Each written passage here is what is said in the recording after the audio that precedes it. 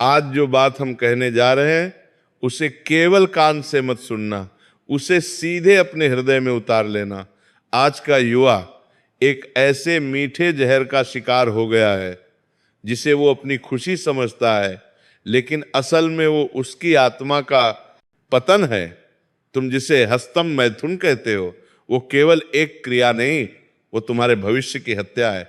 सावधान हो जाओ, 2026 की ये सुबह तुम्हारे लिए नया साल नहीं, तुम्हारे पतन की आखिरी चेतावनी लेकर आई है। सुनो, ये शरीर जो तुम्हें दिख रहा है, इसकी असली ताकत इसकी मांसपेशियों में नहीं, इसके भीतर छिपे उस ओज में है जिसे तुम व्यर्थ बहा रहे हो। वीर्य कोई साधारण धातु नहीं है, ये तुम्हारे भोजन का अंतिम सार है, ये तुम्हारी मेधा शक्ति है।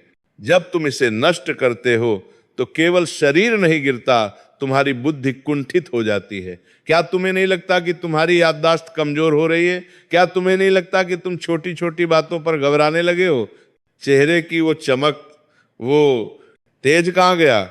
आज का युवा 20 साल की उम्र में 40 का दिखने लगा है। क्यों? क्योंकि तुमने अपनी नींव ही खोद दी है। जब जत में पानी नहीं दोगे तो वृक्ष तो सूखेगा ही। ये बीमारी आती कहां से है? इसका द्वार तुम्हारी आंखें हैं। जो तुम एकांत में मोबाइल पर अश्लील कचरा देखते हो, वो तुम्हारे मस्तिष्क की नसों को सुन्न कर देता है। तुम एक काल्पनिक दुनिया के गुलाम बन गए हो। याद रखो, जो दृश्य तुम अपनी मोबाइल की काल्पनिक दुनिया ने बनाने की आंखों से अंदर ले जा रहे हो, वही तुम्हारे विचारों में नाचेंगे। और वो कुसंग, वो मित्र जो तुम्हें वासना की बातें सिखाते हैं, जो तुम्हें गलत रास्तों पर उकसाते हैं, वो तुम्हारे मित्र नहीं, काल के दूत हैं।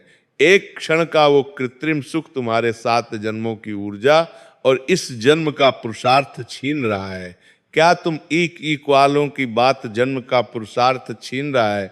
क्या तुम्हें एक जानवर की तरह केवल इंद्रियों के दास बनकर जियोगे, या एक शेर की तरह अपनी इंद्रियों पर विजय प्राप्त करोगे? ब्रह्मचर्य का मतलब केवल शारीरिक संयम नहीं है। क्या अभी भी समय है? हाँ, जब जागो तब सवेरा, लेकिन अब ढील मत देना। जैसे ही मन में कोई गंदा विचार उठे, युद्ध की स्थिति में आ जाओ। उसी क्षण राधा राधा या अपने इष्ट का नाम इतनी जोर से जपो कि मन की आवाज दब जाए।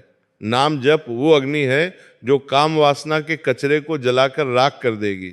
आहार और निद्रा, रात को देर तक जागना बंद करो।